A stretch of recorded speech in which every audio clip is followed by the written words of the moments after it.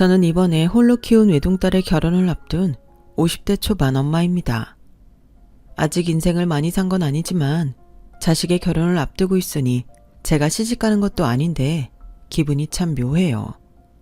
제 눈에는 아직도 철부지에 제 손이 많이 필요한 어린 아이 같은데 한 남자의 아내이자 한 집안의 며느리가 된다고 생각하니 제 가슴이 콩닥콩닥할 지경인데요. 사실 저는 남편과 일찍 사별을 해서 딸애를 거의 혼자 키워야만 했어요. 그래서 늘 사랑도 다른 경제적인 뒷받침도 해주지 못해 미안하기만 했는데 그럼에도 불구하고 이렇게 잘 커준 딸을 보고 있으면 내가 이래서 저것 때문에 힘들어도 이를 악물고 버텼지 하는 생각이 절로 들곤 합니다. 여느 부모나 그렇겠지만 저에게 딸은 제 전부였어요. 만약 딸애가 없었다면 이 모진 세상을 악착같이 살 수 없었을 거라고 장담해요. 그야말로 안 해본 것 없이 할 수 있는 건 다 하며 살았거든요. 남편은 참 좋은 사람이었어요. 제 평생 그렇게 좋은 사람은 못 만날 거라고 감히 생각할 만큼 좋은 사람이었죠. 우리도 형편이 그다지 좋지 않은데도 꼭 남을 먼저 챙기고 함께 잘 살아야 행복하다고 말을 하던 저보다 마음이 곱던 사람이었죠. 그래서일까요? 하늘은 너무 착하고 귀한 사람은 먼저 데려간다고 누군가 말하던데 어느 날 날벼락처럼 남편이 뇌출혈로 쓰러졌고 거짓말처럼 며칠 뒤 남편은 세상을 떠나고 말았어요.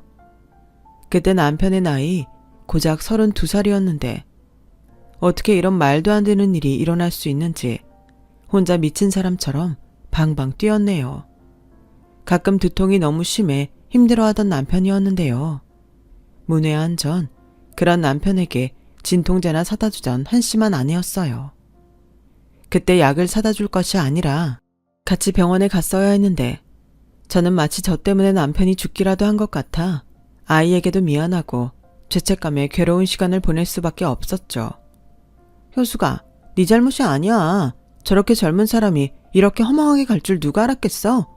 그러니까 자책하지 말고 세영이 생각해서 힘내. 이제 세영이 부모는 너 하나잖아. 그래, 지금은 너무 힘들겠지만 어쩌겠니? 간 사람은 간 사람이고 산 사람은 살아야지. 그만 털고 일어나.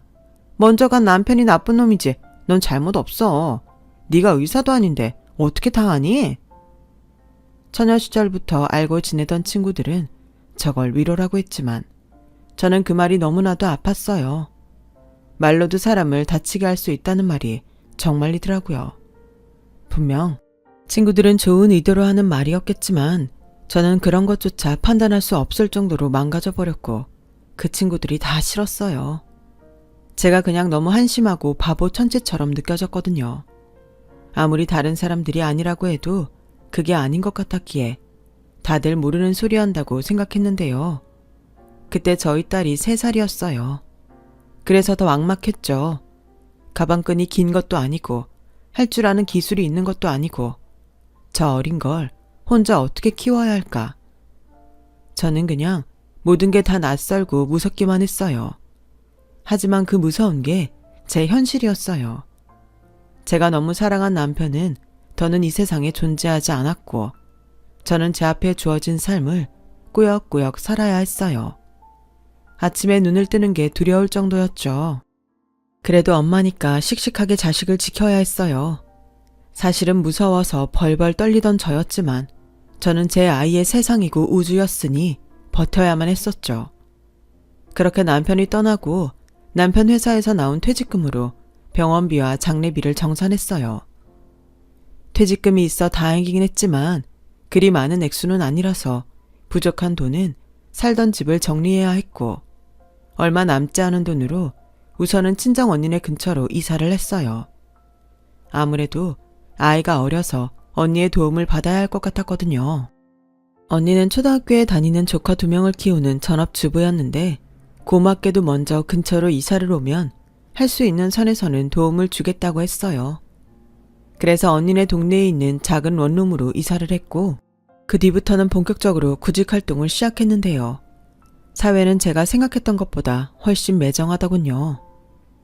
이력서를 보니 기혼자시네요. 자녀도 있나요? 네, 한 명 있습니다. 저희는 사무실 인원이 많지 않아서 월차, 반차, 조퇴 이런 건 어려운데 자녀가 몇 살이죠? 3살이요. 3살이면 엄마 손이 많이 필요할 때네요. 지금은 일보다는 가정에 충실하시는 게 낫지 않나요? 그게 남편이 얼마 전에 세상을 떠났어요. 그래서. 아, 편부모시구나. 어쩌죠? 저희와는 맞지 않으실 것 같은데 도움을 드리지 못해 죄송합니다. 저는 화가 났어요. 도와달라는 게 아니라 일을 하게 해달라는 거였는데 말이 좋아 면접이지 사람을 비참하게 만드는 게 면접이더라고요. 그때 제 평생 할 후회를 다 했어요. 학교 다닐 때 공부라도 열심히 할 걸. 대학은 못 가더라도 기술이나 자격증 같은 거라도 따둘 걸. 이미 돌이킬 수 없는 제 어린 날까지 후회하며 저는 결국 상처만 받고 어디 한 군데도 취직하지 못했어요. 파트타임 아르바이트까지 싹 다요. 그러다 결심했죠. 이렇게는 도저히 안 될 것 같았어요. 그래서 그냥 뭐라도 내 손으로 해보자는 생각을 하게 됐죠. 그때가 2달 넘게 가지고 있는 돈만 계속 까먹고 있던 때였거든요. 버는 건 없는데 통장 잔고는 날이 갈수록 줄어드니 너무 불안해서 더는 그런 생활을 할 수 없었어요. 그래서 당장 할 수 있는 게 뭘까 고민했고 그때 저희 딸의 어린이집 소풍이 있어 꼬마 김밥을 쌌는데 저희 언니가 그러는 거예요. 야, 우리 이거 팔까? 뭘? 김밥? 요즘 엄마들 바빠서 김밥 싸는 거 귀찮아 하거든. 김밥집에서 파는 김밥은 애들 먹기엔 크잖아. 근데 이렇게 작게 만들어서 팔면 딱일 것 같은데? 에이, 누가 이까짓 걸 사냐? 그냥 대충 집에서 만들면 되는 걸. 그리고 팔 거면 큰 김밥을 팔아야지. 이런 꼬마 김밥은 애기들 소풍 때나 필요한데 그때만 팔자고 이걸 팔아? 그냥 김밥 파는 분식집은 많잖아. 그러니까 우리는 아예 김밥 전문점을 하는 거야. 꼬마 김밥도 팔고 웰빙 김밥도 팔고 다이어트 김밥도 파는 거지. 그때 저희 언니가 한참 다이어트와 웰빙에 빠져있을 때였는데 한동안 귤이나 현미 같은 것만 찾아 먹더니 저에게 딱이라며 우선 근처에 나가서 김밥을 팔아보자고 호들갑을 떨었어요. 그리고 언니의 호들갑에 저도 덩달아 한번 해볼까 하는 생각을 하게 됐고 어차피 죽기 아니면 까무러칠 지경이라 안 되면 말지 하는 심정으로 며칠 뒤 김밥을 종류별로 20줄씩 100줄을 싸서 지하철역 앞에서 팔아봤는데요. 웬걸요? 언니의 말처럼 김밥이 금세 다 팔렸어요. 그날 김밥을 팔고 번 돈이 30만 원이었는데 그게 제가 남편을 떠나보내고 처음으로 벌어본 돈이었어요. 재료값 빼면 수익은 그보다 더 안 됐지만 저는 그때 감이 왔어요. 출근 시간에 팔면 승산이 있을 것 같았죠. 그리고 언니는 그 뒤부터는 본격적으로 동네 학교 엄마들에게 소풍날 쓸 김밥 주문이 가능하고 다이어트 김밥이라며 자기가 나서서 적극적으로 홍보를 해주었는데 애들 학교에서 무료로 배웠다며 POP 손글씨로 홍보 메뉴판까지 만드는 등 열의가 참 대단했어요. 저는 그런 언니가 너무 고마웠죠. 그렇게 생각해보면 얼떨결에 저는 김밥 장사를 하기 시작했어요. 새벽 3시에 일어나 김밥을 싸고 새벽 5시부터 지하철역에 나가 아침 장사를 하며 하루를 시작해 8시쯤엔 집에 돌아와 아이를 어린이집에 보내고 다이어트용 웰빙 김밥을 싸서 언니 편의 학교 엄마들 상대로 점심 장사를 하면서 딸아이는 언니에게 부탁하고 사람들 퇴근 시간에 맞춰 지하철역에서 저녁 장사를 했는데 몸은 좀 힘들어도 돈이 되긴 했어요. 소풍 때는 주문까지 받아 꼬마 김밥이나 꼬마 주먹밥 같은 것도 만들어 팔았는데 엄마들 사이에서 입소문이 나니 이래저래 도움이 많이 되긴 했어요. 그렇게 꼬박 2년을 살았어요.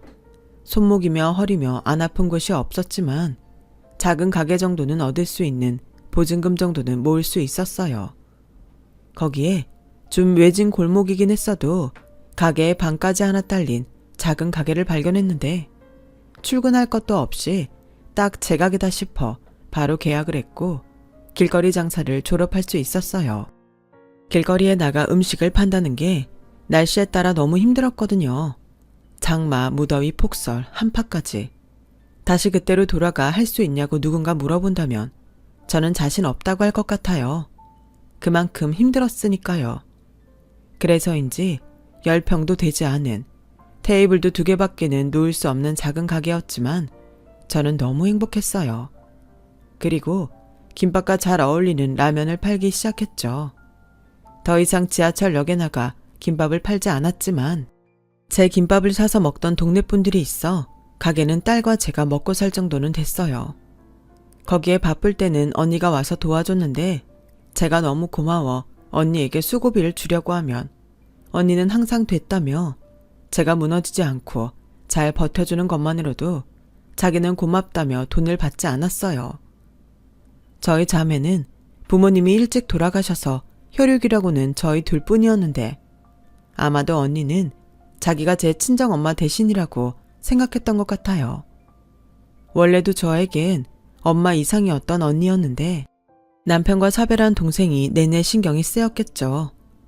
그렇게 저는 딸을 키우며 하루도 쉬지 않고 김밥을 말았어요. 그러다 저희 아이가 초등학교에 입학했고 어느 정도 생활도 안정이 되면서 아이를 위해서라도 조금 무리를 하긴 했지만 가게와 별도로 살림집을 전세로 분리했는데요. 그렇게 집다운 집에서 딸과 둘이 지내니 남편 생각이 많이 났어요.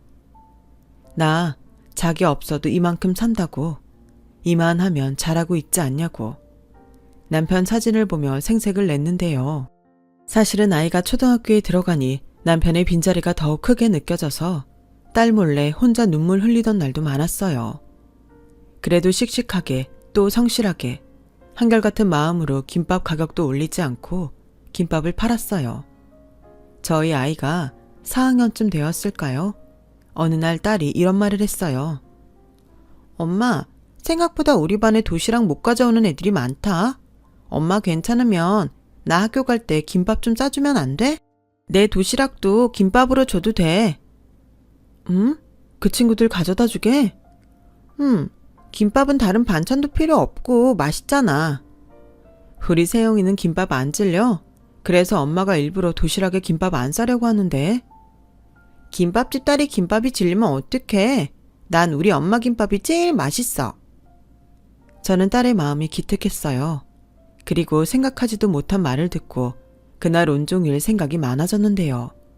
지금이야 학교마다 무상급식을 해서 점심을 굶는 아이들이 없지만 그때는 힘들어서 그마저도 힘든 아이들이 있었어요. 그러자 어른으로서 여간 마음이 쓰이는 게 아니었죠.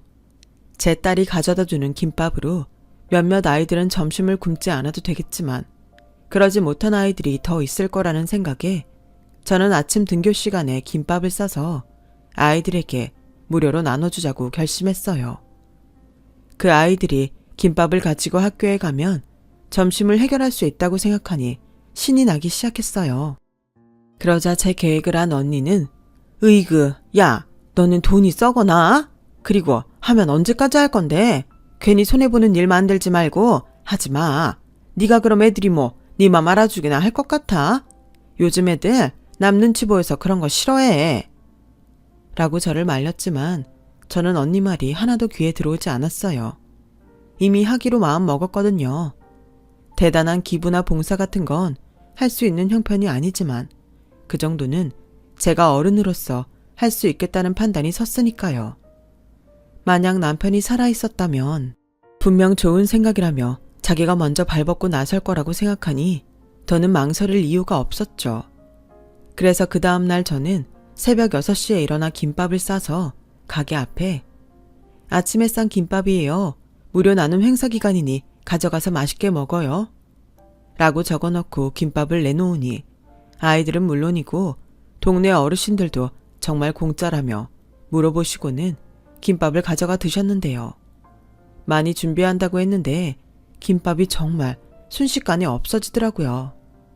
처음엔 쭈뼛쭈뼛 눈치를 보느라 애들이 가져가지 못하는 눈치여서 며칠은 제가 가게 밖에서 일일이 나눠주곤 했는데 아줌마가 김밥 맛있는지 반응 보려고 무료로 나눠주는 거야. 먹어보고 맛있는지 맛없는지 알려줘. 라며 너스레를 떠니 아이들이 그제야 김밥을 가져가 먹더라고요.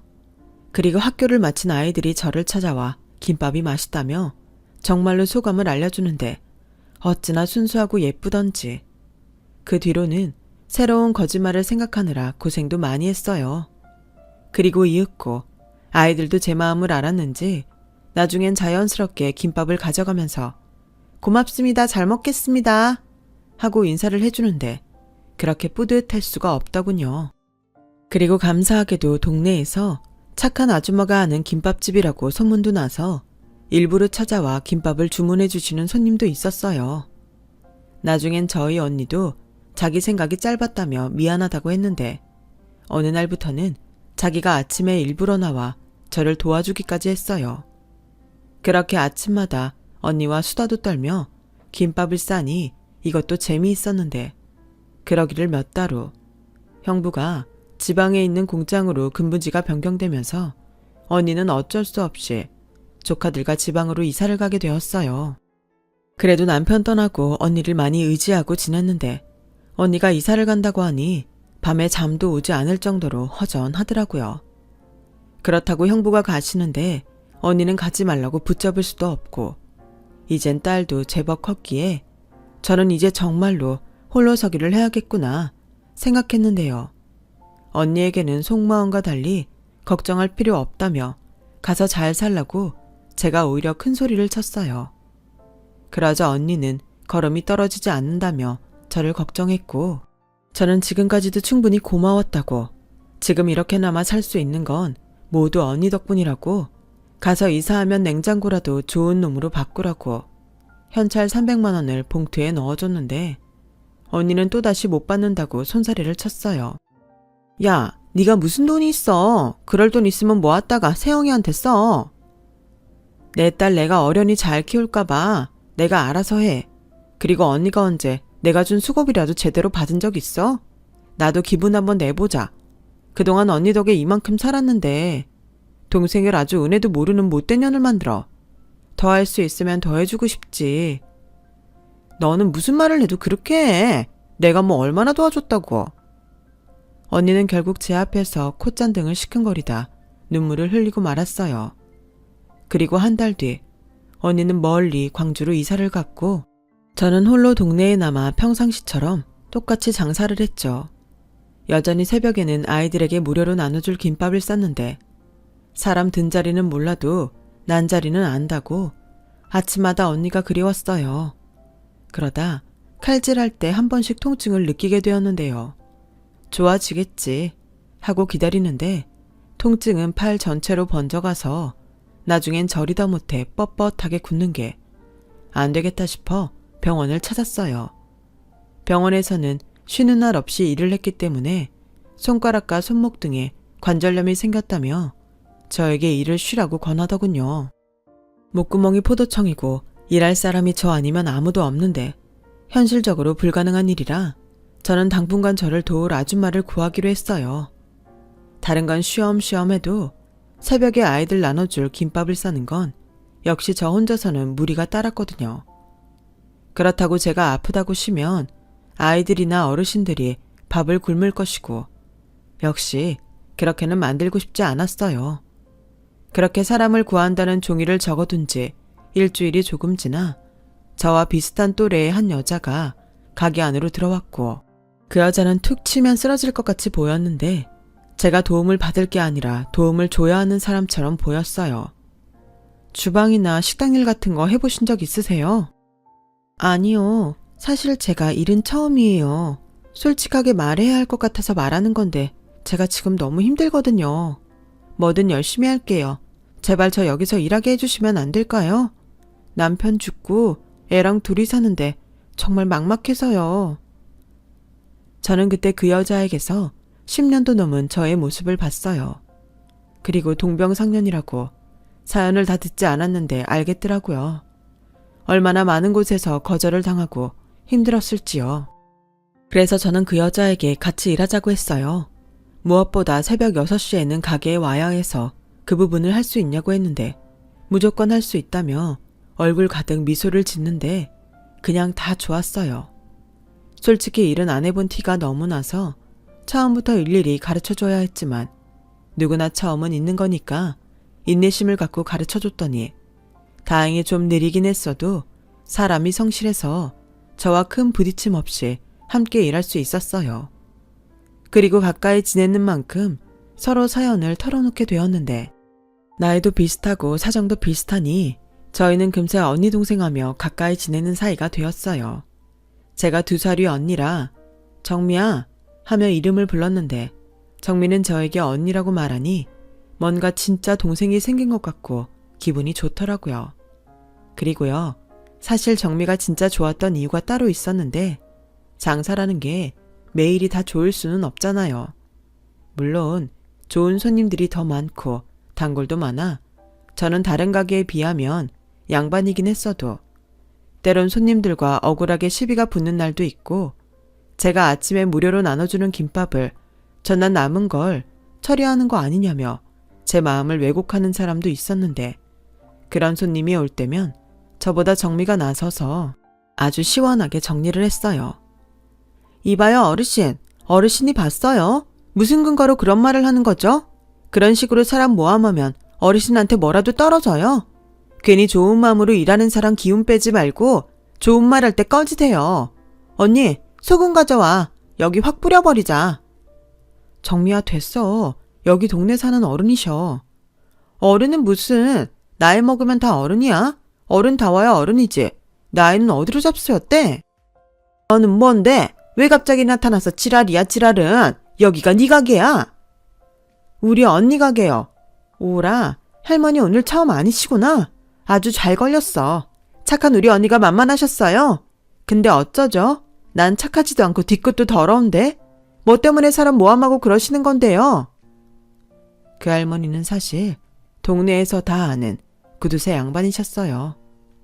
전에 저에게 어차피 공짜로 주는 김밥 시간 상관하지 말고 그냥 자기한테 공짜로 주라고 했었는데 제가 좋게 안 된다고 거절하는 게 마음에 걸리는 모양이셨죠. 그래서 잊을만 하면 나타나 상한 김밥을 인심 쓰는 것처럼 주는 거 아니냐고. 자기 친구가 이 김밥 먹고 탈이 났다고 어찌나 사람을 곤란하게 하시는지. 그날 정미 덕분에 그 할머님은 더는 저희 가게에 얼씬도 하지 않게 되었어요. 그리고 몇 달 잠잠하던 어느 날 정미는 얼굴 가득 근심이 가득해서는 저에게 일을 그만둬야 할 것 같다고 했고 이유를 물으니 시댁에서 아들을 데려가기로 해서 더는 열심히 살 의욕이 없다고 하더군요. 왜 갑자기 애를 시댁에 보내는 건데 돈 때문에 그래? 내가 월급 좀 올려줘. 아니야 언니. 사실 우리의 친가가 좀 살아. 전부터 애 생각해서 자기들한테 보내라고 했는데 내 고집이었지. 근데 녀석이 가고 싶다고 하네. 아무래도 내가 못해주는 게 많으니까 지도 가고 싶은가 봐. 가고 싶다는데 뭣도 없는 엄마가 가지 말라고 말도 못하겠고 내가 무슨 염치로 그래. 너도 그렇지. 먹고 살아야 할 거 아니야. 너 당장 일도 안 하면 앞으로 어떻게 살려고. 나도 친정 갈 거야. 친정? 너 친정 있었어? 사실 나 집에서 반대하는 결혼해서 친정하고는 연 끊고 살았는데 애 시댁에 보내면 집에서 오라고 하네. 애도 없는데 혼자 지낼 자신도 없고. 그래, 잘 생각했다. 그런 거라면 나도 말릴 수 없지. 아마 아들도 네가 자기 때문에 고생해서 친가에 간다고 했을 거야. 아니야. 그 새끼 사춘기라고 아주 지밖에 몰라. 내가 지랑 살려고 얼마나 노력하면서 살았는데 생전 하지도 못한 일까지 하면서. 근데 홀랑 저 혼자 가겠다고? 언니, 뭐하러 자식 키운다고 그 고생을 했나 싶어. 엄마가 뭘 바라고 자식을 키우냐? 너도 지금은 이렇게 말하지만 아들 키우는 내내 바라는 거 없었잖아. 그래도 난 네가 부럽다. 그런 시댁이라도 있으니까. 그리고 아들이랑 좋게 잘 지내. 괜히 서운하다고 아들도 서운하게 하지 말고. 그러다 후회한다. 언니는 참 한결같다.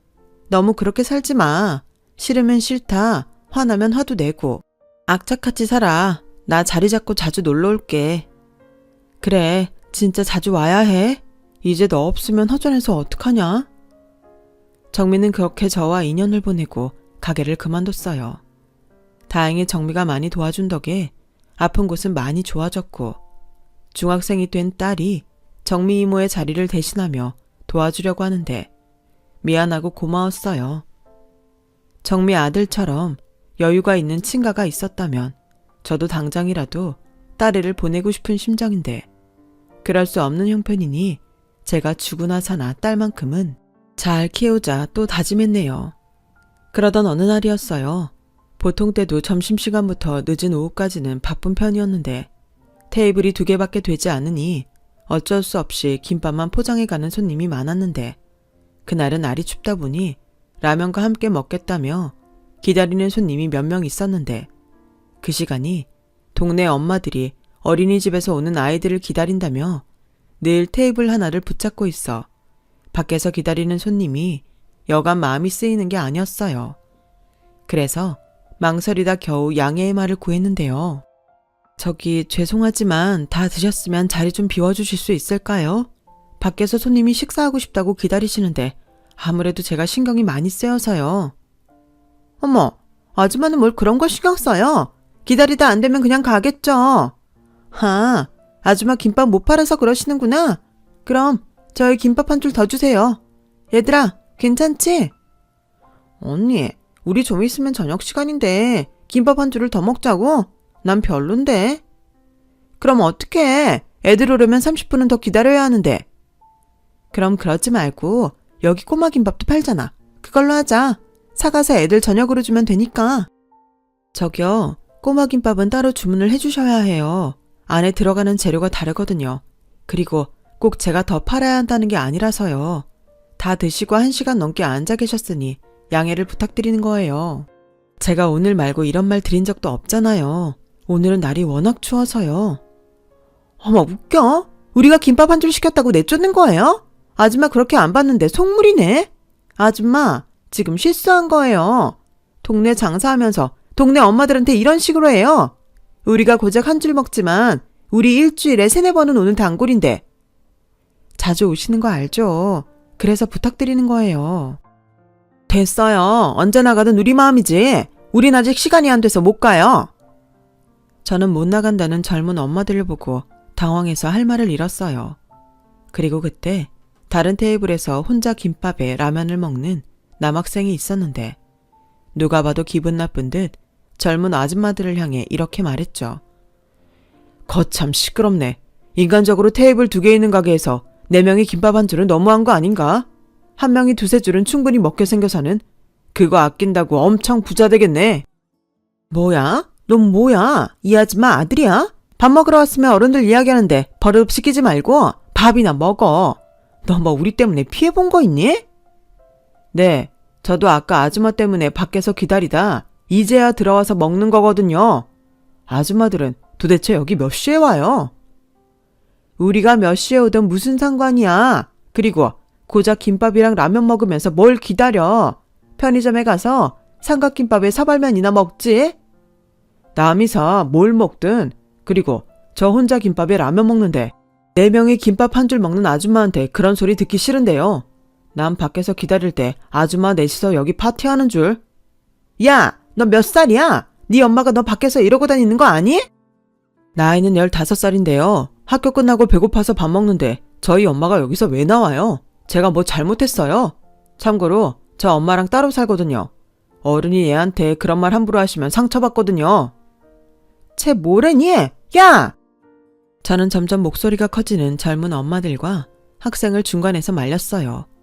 그러자 재수없다며 1,000원짜리 한 장을 저한테 던지고 젊은 엄마들이 가게 밖을 나갔고 학생도 식사가 끝났다며 돈을 내고 나갔는데 그날따라 정미가 참 보고 싶더라고요.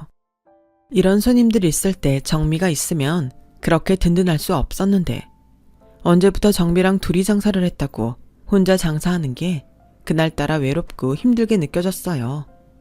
그리고 딸애가 고등학생이 될 즈음 저는 그때부터는 아프지 않은 곳을 찾아볼 수가 없을 정도로 디스크는 물론이고 퇴행성 관절염을 앓기 시작했고 광주에 있는 언니의 권유로 가게와 집을 정리하고 광주로 내려가게 됐어요.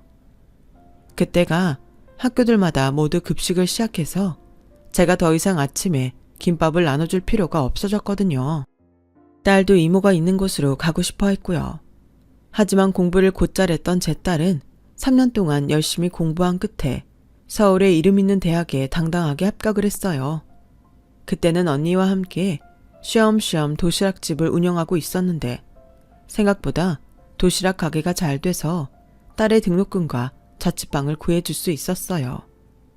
3살부터 홀로 키운 딸을 서울에 혼자 두고 오려니 발길이 떨어지지도 않았는데 언제 이렇게 어른이 됐는지 딸은 자기가 학비도 벌고 공부도 열심히 해서 돈 걱정하지 말고 제 몸이나 돌보라고 신신당부를 했어요. 하지만 엄마 마음이 뭐 그런가요? 저는 여전히 병원에 다니면서 일을 했고 딸아이의 미래를 위해 돈을 모으기 시작했는데요. 저희 언니가 그랬어요.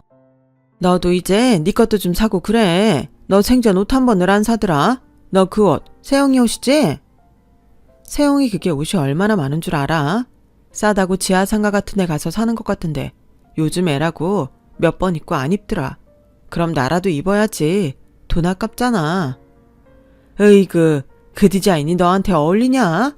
이제 너도 네 인생 살아. 남자도 만나고 여행도 다니고. 언니는 무슨 됐어. 내 나이가 몇인데. 그니까 정서방 가고 몇 년이냐? 그동안 쉬지도 않고 일만 하고 너 좋은 시절 다 갔어. 억울하지도 않아? 하나도 안 억울해. 그 덕분에 내 딸 저렇게 잘 키웠잖아. 언니, 나는 지금도 너무 신기해. 그 이 가고 나 정말 막막했거든? 그때 취직도 안 돼서 나 맨날 울었잖아. 근데 지금은 통장에 돈 있지. 내 딸은 서울에 있는 대학 다니지. 나 진짜 성공하지 않았어? 그래, 성공했다. 대단하다.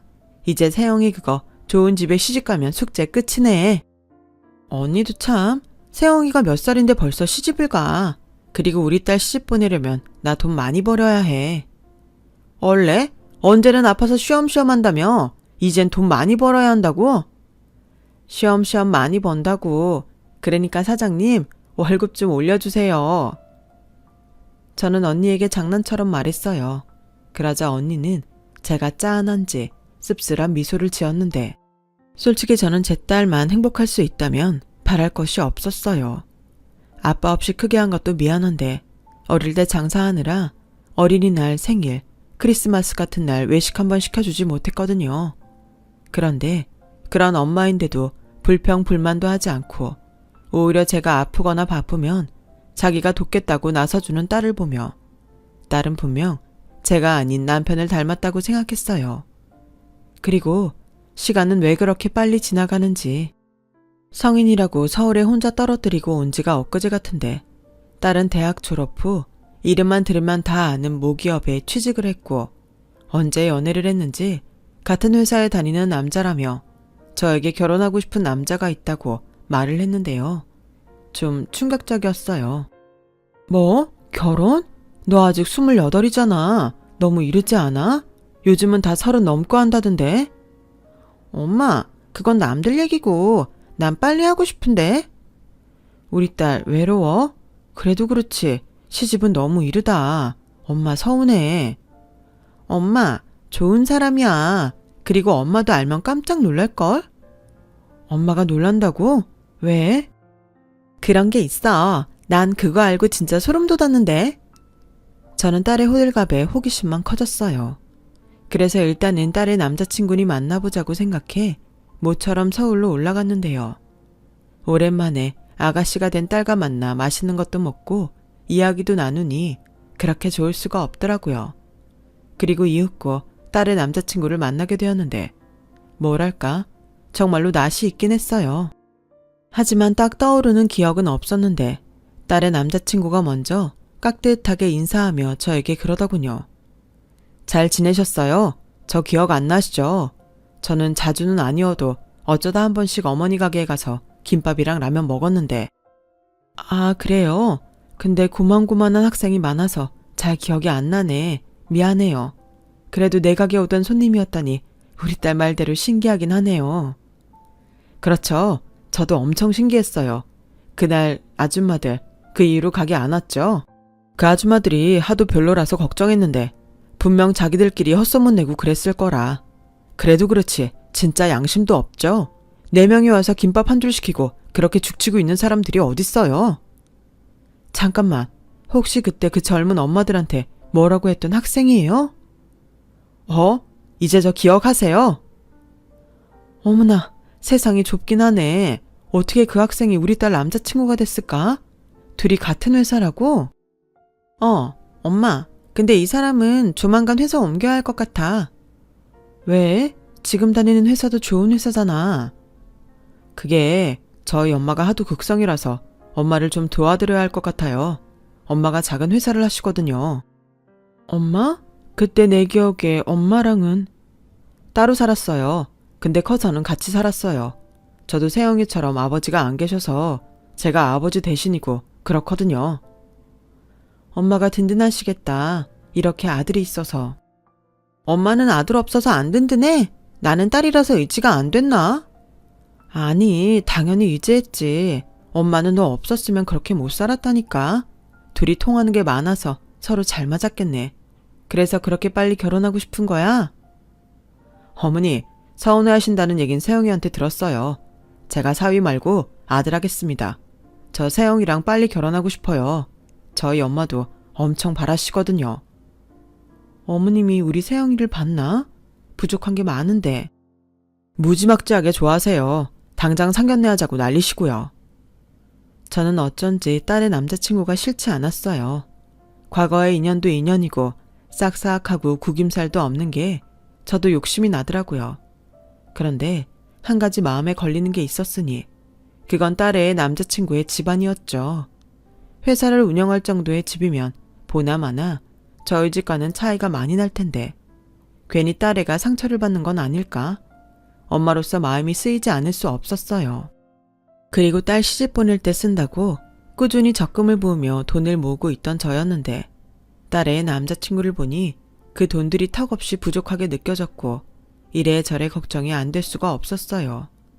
나중엔 급기야 이 결혼이 부족한 저 때문에 깨진다면 딸아이가 얼마나 깊은 상처를 받을까? 벌써부터 두려웠는데요. 너도 참 걱정도 팔자다. 막말로 못 사는 집 아들보다 잘 사는 집 아들이 100배 낫지. 세영이 그게 야무지긴 하다. 대학도 알아서 척척, 시집도 알아서 착착. 언니 호들갑 떨지 마. 괜히 돈 좀 있다고 애한테 함부로 할까봐 나는 걱정돼 죽겠는데. 너 그거 알아? 걱정하는 일은 대부분 일어나지 않아. 방심했을 때 불행은 정면이 아니라 내 뒤에서 오는 거야. 그래서 뒤통수를 빡 치는 거라고. 걱정하지 마. 네가 걱정하는 일 안 일어나. 그리고 그런 일이 일어나기만 해. 내가 내 조카 그렇게 살게 놔둘 것 같아? 아주 집구석을 개박살내고 말지. 너 내 성격 몰라? 알지. 그래서 그런 일은 제발 안 일어났으면 좋겠다. 언니는 늘 저런 식으로 좀 거칠긴 하지만 저를 위로했어요. 그럼 저도 언니의 말을 듣고 마음을 다잡곤 했는데 자식 걱정은 예외더라고요. 의식적으로 하지 않으려고 해도 어느새 딸아이 걱정을 하는 저를 발견했는데 그렇게 시간이 가지 않은 것 같더니 상견례 날이 코앞으로 다가왔어요. 상견례는 제가 지내고 있는 광주의 모 한정식집이었는데 예비사돈이 지난번에는 제가 올라와 당신의 아들을 보고 갔으니 이번에는 당신이 저를 보러 내려오겠다고 하셔서 광주에서 상견례를 하겠다고 해서 잡게 됐는데 하루 전날 언니가 백화점에서 큰맘 먹고 샀다며 예쁜 투피스를 주더군요. 이게 뭐야? 설마 내 거야? 그래, 사장이 주는 서비스다. 괜히 주눅 들지 말고 가서 잘하고 와. 언니, 고마워. 사실 뭐 입고 가나 고민만 하고 있었는데. 네가 그럴 줄 알고 이 언니가 백화점에서 마네킹 옷 벗겨왔다. 또 지 딸내미 옷이나 입고 가면 안 되잖아. 저는 언니의 말에 오랜만에 크게 웃고 다음날 예쁜 옷에 마음을 진정시키며 딸과 만나기로 한 약속 장소로 향했어요. 딸은 어디서 그런 예쁜 옷을 샀냐며 물었고 이모가 사줬다고 하니 제가 광주로 내려가서 다행이라고 하더라고요. 아무래도 딸아이도 저 혼자 두고 시집간다고 생각하니 저 못지않게 마음이 무거웠던 모양이었어요. 그래서 딸의 마음만큼은 덜어주고 싶어 더욱 긴장하지 않은 듯 태어난 척을 했는데 상견례 장소에 도착하니 이런 고급 식당은 처음이라 어리둥절했는데요. 그렇게 직원의 안내를 받고 도착한 곳에서 그래도 먼저 봤다고 예비 사위의 얼굴이 가장 눈에 띄었어요. 한번 봤다고 반갑더라고요. 그리고 얼굴도 제대로 들지 못하고 정중하게 예비 사돈에게 인사를 하는데 제가 고개를 채 들지도 못했는데 예비 사돈은 저에게 달려와 저를 와락 안았어요. 얼마나 놀랐는지 몸이 꽁꽁 얼어버렸는데 귓가에 들리는 익숙한 목소리에 저는 그만 눈물이 핑 돌고 말았죠. 언니, 이게 얼마만이야? 내가 가게 갔다가 얼마나 놀랐는지 알아? 너 정민이? 그래, 우리가 인연은 진짜 인연인가 보다. 이젠 영영 못 보나 했는데 이렇게 사돈으로 만나다니. 아니, 이게 다 무슨 일이야? 정말 네가 우리의 남자친구 엄마야? 네, 사돈. 내가 우리 정훈이 엄마야. 세상에, 그렇게 아들 친가해보내고 힘들어하더니 이놈이 크더니 지 할머니한테 말해서 나랑 산다고 했대. 그때 언니 말이 맞았어. 내가 지 때문에 힘드니까 돈 많은 할머니 집에 가기로 한 거라고 하더라. 참네, 누가 그런 고마워할 줄 알고. 정미야, 아무튼 그래서 내가 이랬다고 하니까 언니 가게를 몇 번 갔나 봐. 근데 나도 오다 가다 스치게만 봐서 언니 딸 얼굴도 제대로 몰랐는데 어느 날 이놈이 지 여자친구가 엄마 이랬던 김밥집 딸이라는데 나 완전 소름 돋았잖아. 정민원 진짜 예전 그대로다. 성격도 하나도 안 변했네. 그거 욕 아니지? 사돈끼리 그러면 안 된다. 그리고 언니도 마찬가지거든. 어쩜 그대로야. 세영이가 누굴 닮았나 했더니 사돈 닮았네. 엄마, 이제 좀 진정해. 여기 우리 상견례 자리인데 또 까먹었지? 어머, 그랬지? 내 정신 좀 봐. 언니, 우리 앉자. 세영아, 어서 앉아. 너는 어째 못 보던 사이에 더 이뻐졌다. 너도 놀랐니? 네, 정훈 씨가 우리 가게 손님이었다는 것만 알아서요. 내가 이렇게 서프라이즈 하려고 말하지 말라고 했지. 언니, 여기는 내가 쏘는 거니까 우리 오늘 배 터지게 먹자. 저는 순간 상견례 장소라는 것도 있고 오랜만에 만난 정미, 아니 사돈과 반가운 재회의 시간을 가졌어요. 처음엔 그저 아들과 먹고 살게 도와달라고 금방이라도 쓰러질 듯 나를 찾아왔는데 이런 날이 올 줄 누가 알았겠어요. 그리고 듣게 된 지난 이야기로는 정민은 친정 오빠의 권유로 사업을 시작했는데 그 사업이 이제는 제법 자리를 잡아 아들과 같이 운영하면서 훗날에는 아들에게 사업을 물려줄 생각이라고 하더군요. 그러면서 제 딸은 하고 싶은 거 자유롭게 하고 그저 행복하게만 잘 살길 바란다고 했는데 언니의 말처럼 제가 그동안 했던 걱정은 모두 쓸모없는 걱정이었고 이젠 사돈이 된 정민은 사실은 아들 결혼보다 저와 다시 만났다는 기쁨에 어쩔 줄 몰라 했죠. 저도 잃어버린 동생을 찾은 그런 기분이 들었어요. 그렇게 저희는 한 가족이 되기로 했어요. 서로의 아픔을 너무 잘 알고 함께 일하며 볼 거 못 볼 거 다 본 사이라 민망하기도 했는데 제 사돈은 그래서 더 좋다고 하네요. 이제 며칠 있으면 제 품을 떠나 한 가정을 이룰 딸이 제 걱정과 달리 좋은 시어머니를 만나 얼마나 다행인지 몰라요. 그리고 제 사돈은 저에게 받은 게 많다며 제가 아니라고 극구 사양을 하는데도 제가 딸에게 네가 명품이니까 나만 오면 된다고 아무것도 해오지 말라고 했다더군요. 아들은 장가 보내고 자기는 저랑 여행이나 다니면서 놀러 다닐 거라고 명절에도 오지 말라고 했다는데 제가 그 말을 듣고 얼마나 웃었는지 모릅니다.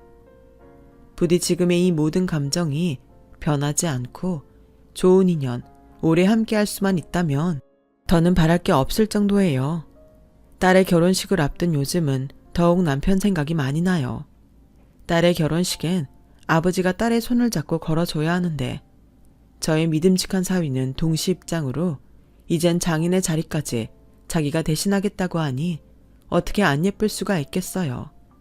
사돈이 아들 하나는 정말 잘 키운 것 같아 장모로서 그저 고마울 따름이죠.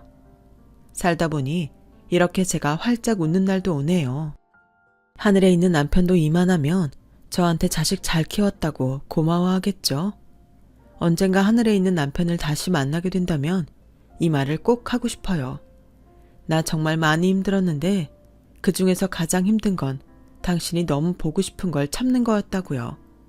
그러니 다음 생에는 성급하게 먼저 가지 말고 우리 둘 다 머리가 새하얗게 살 때까지 함께 하자고 말하고 싶은데 아직은 이른 이야기겠죠. 저는 앞으로도 열심히 살 거예요. 좋은 사위와 사돈을 만난 것도 너무 감사한 일이지만 저희 언니 말대로 이제는 저를 위한 인생도 한번 살아봐야죠. 배우고 싶은 것도 배우고 여행도 다니고 친구도 사귀어 보고 싶어요. 남자친구 말고 함께 인생을 걸어갈 좋은 친구를요. 그렇게 생각하니 새삼스레 이 나이에도 가슴이 설레곤 합니다. 아침에 눈을 뜨면 하루가 막막했는데 이제는 다음 날이 기다려질 정도로 설레고 행복합니다.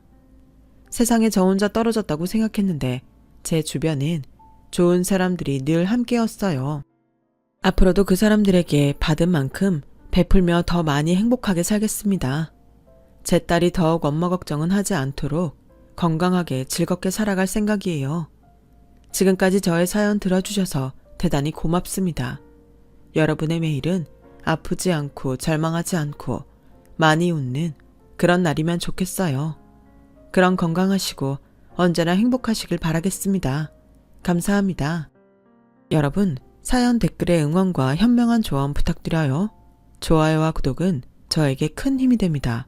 오늘도 좋은 일 가득하세요.